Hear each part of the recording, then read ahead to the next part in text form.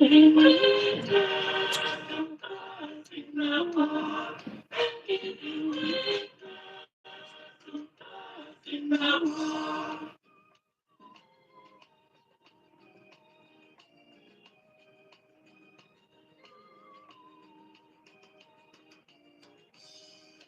thank you, Father, for calling us to serve in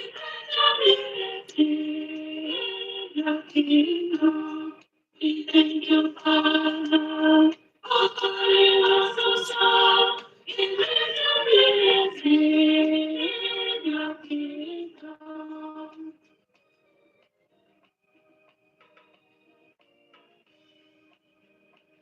With open hands upon the painted Lord, and the lost among you,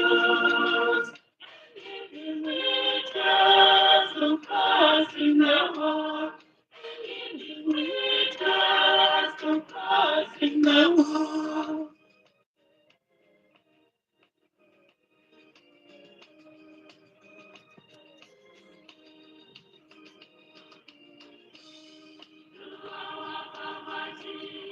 Please take our lives, not only your and love, but from you, O Lord. Through our poverty, we recognize not only your and love, but from you, O Lord.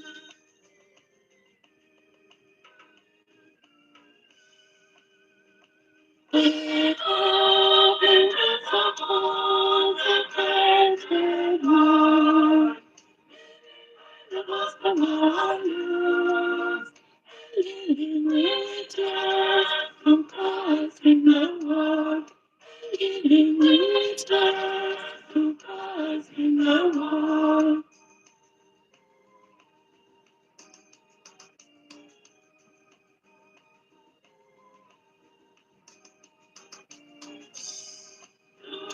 Just eating, very strong in ourselves, continue to your love, eating our love, to our just eating, very open ourselves, continue to your love, to share it in our love.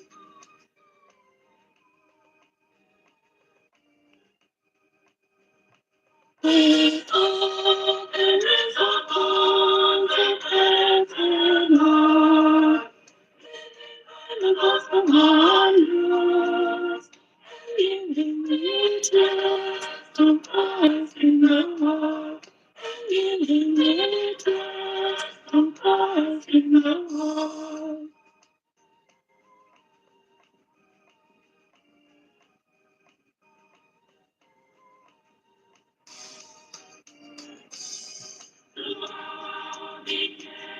Be with unready, to listen to your will, where right is at rest. Through our obedience, be with unready, to listen to your will, where right is at rest.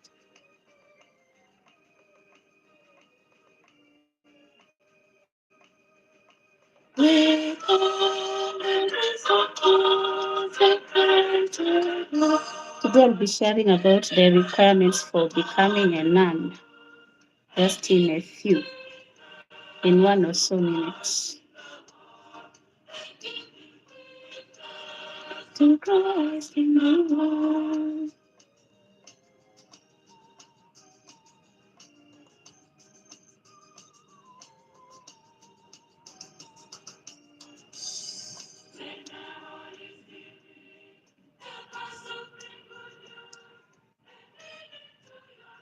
Good afternoon or good morning, wherever you are watching me from.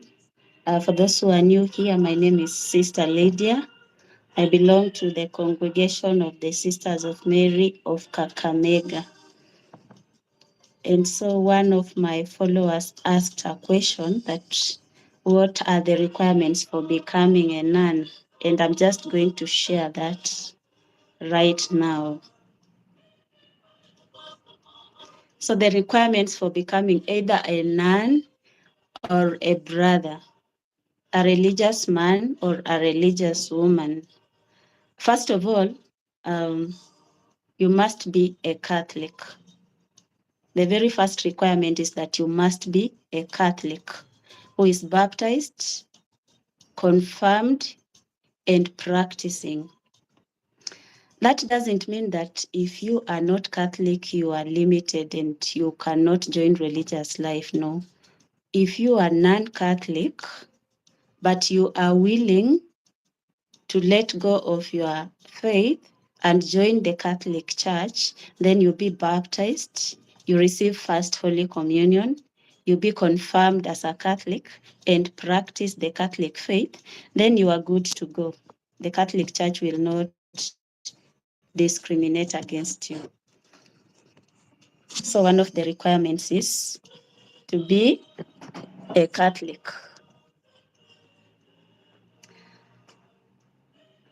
And then the second requirement for one who wishes to be a nun is you must be 18 years and above at the time of joining religious life.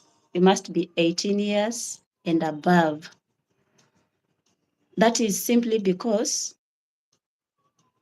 this is supposed to be an informed decision. You are supposed to make an informed decision to join religious life. You cannot be coerced. You cannot be sent by someone to go and join religious life. It has to come from you as a person. And so if someone is telling you to go join religious life because they want you to become a religious, then somehow you might not qualify. But if you go there because you have decided as an adult, because we believe at the age of 18, someone is mature and can make an informed decision. Like if you are under 18, it means you are a child and you have to consult your parent.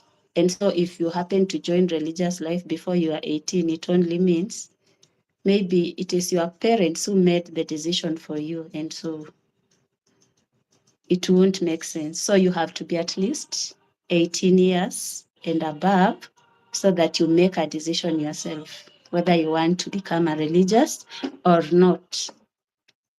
And then requirement number 3, you must have completed basic education.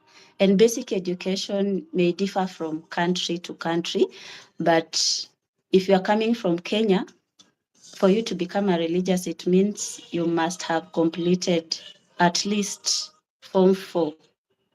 If you are coming from Uganda or Tanzania, you must have completed at least Form 6, because I think they go up to Form 6. Otherwise, if you've gone up to Form 4, it means you will still go back to school so that you attain that grade that will enable you to join a higher institution of learning. And so it's not just about completing Form 4 and getting any grade, but you have to complete Form 4 and attain a grade that will enable you to undergo higher education, either to study in a college or a university to attain either a diploma or a degree. And there are also congregations which admit people who have at least attained a college degree. So they admit people who are already graduates. But most of the congregations I've seen, if you have completed Form 4 and you have passed well, then you are in position to be admitted into the congregation. So you may want to check with the congregation you want to join just to make sure what grades they are taking. And then a fourth requirement to becoming a religious is that you must make a personal decision. Having lived in religious life, I can attest to this, that if someone sent you to become a religious, you can't go far. You cannot go far. You cannot stay in the convent even for a day if someone sent you. But if it is something that comes from your heart, then you are able to live the life without thinking that, okay, I'm here wasting my time because someone sent me to the convent. But if it comes from your heart, then you come here willingly. So it must be a personal decision, not because my parents sent me, not because my friend sent me, not because my friend is there, so I also want to go there. No, it has to be a personal decision coming right from your heart. And then the fifth requirement to becoming a religious, you must not be married and you must not have children. Someone was asking me if you can be admitted into religious life if you are married. The answer is no. Why? Because as a religious person, you are supposed to be detached. The superior may come today and tell you, I'm sending you to Sudan. You can imagine if you are a married person and you are being sent to Sudan, or maybe you have a child and you are being sent to Sudan, you will not go there willingly, but you will just go there, but you will not actually deliver because you'll be thinking about the husband and the child that you left behind. So as a religious person, you should not get married because you need to be detached so that you commit yourself wholly to Christ and also wholly to the community. And remember, when you are joining religious life, you are leaving your family back home and you are coming to join a new community, which then becomes your family. So if you are married or you have a child, you might not fully commit to this new community that you are joining because you will be thinking about your child back home. And so you will be having a divided mind, simply put. So that's one of the reasons why they do not admit people who are married or people who have children. And then number 6 requirement for becoming a religious is that you need to have a missionary spirit. You need to have a missionary spirit. That is readiness to go wherever you are sent, at whatever time you are sent. I remember when I was joining religious life, when I came from home as an aspirant, I knew I was joining a local congregation. And so I didn't expect to go out of my country. But after we joined, we stayed in Mukumu for about 6 months. And then we were told we were supposed to move to Uganda. That was totally new to me. I had never been out of Kenya. I'd never been far away from home, leave alone far away from my country. But this just came as a surprise. And as a religious person, you need to have that missionary spirit so that you are willing to go. Otherwise, when they told us you are going, if I didn't have that missionary spirit, I would have said, for me, when I joined, I didn't expect to go out. And so maybe I want to go back home. But no, if you have that missionary spirit, then you will be willing to go wherever you are sent. That is how I was able to accept the challenge to go and be a missionary in Uganda as an aspirant, someone who is just venturing into religious life. You don't even understand what religious life is yet. And then again, there's this shock of having to adapt to a new culture, to a new lifestyle, a new way of doing things. So as a religious, one of the requirements is that you have that missionary spirit, willingness to go wherever you are sent. And then a requirement number 7, I can say, you need to have tolerance. Remember, when you are joining religious life, you are coming from a background. You have your background back home, and you are not alone. Most often, you are joining with some other people, and they are also coming from different backgrounds. So when you meet here, you are people from different families with different backgrounds, with different personalities. And so when you come together and you are expected to form one family, to live together as a family, despite the fact that you are not biologically, but Christ has brought you together. So you need that spirit of tolerance to be able to survive in religious life. And then finally, you need to be disciplined, and you also need to have self-control. I think that is paramount for a religious person, because as a religious person, you are going to live with different people, as I have said, people who have different tempers. You might come here, maybe someone is quarrelsome and you are not quarrelsome. Maybe someone likes fighting. And in religious life, you are not expected to fight. When you fight, you are just dismissed, you go back home. So if you are not disciplined and you do not have that self-control, it's very easy for you to go astray. So as a religious person, you need to be disciplined. And then we also need to recognize the fact that although we are religious people, we are living in the world. Although we do not belong to the world, we are living in the world. We cannot run away from the world.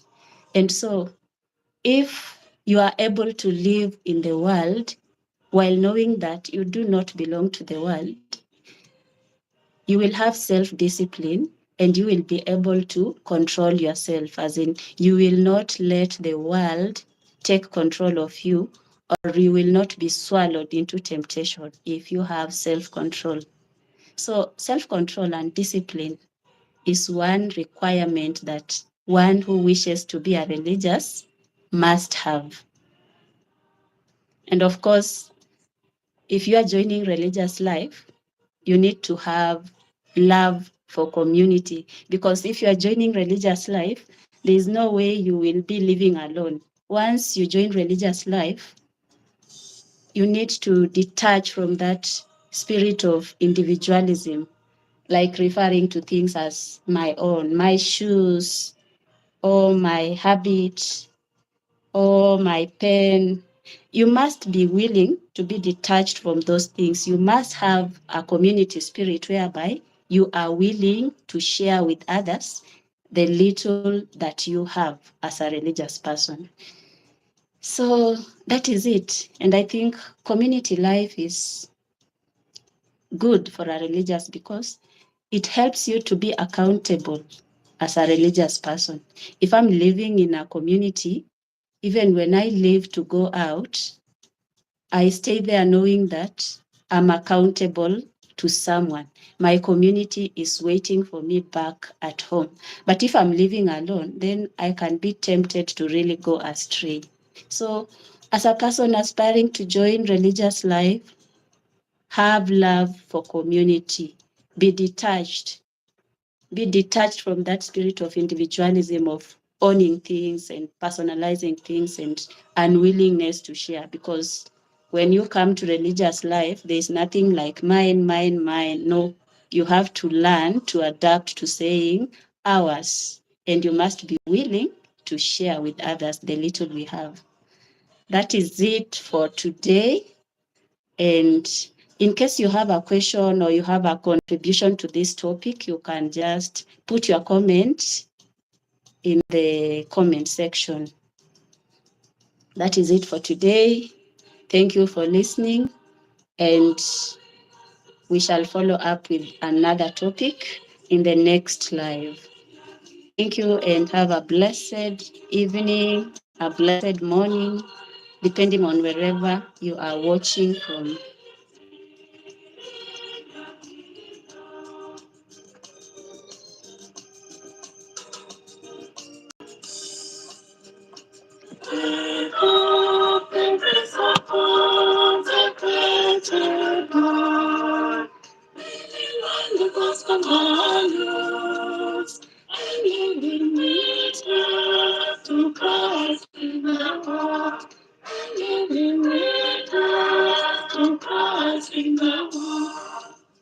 So in case there is someone who wants to be a religious and needs to be guided, you can guide them.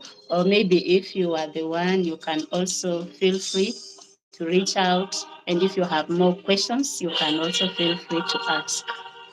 Thank you.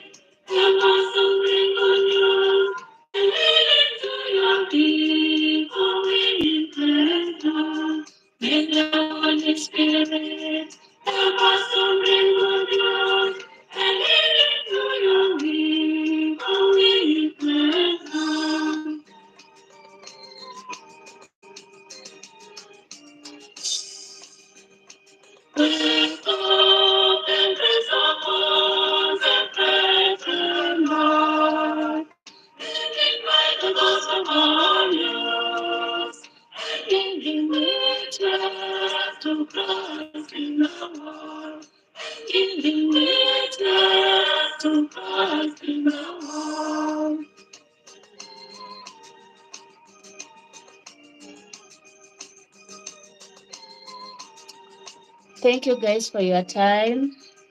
See you again in the next live. Goodbye.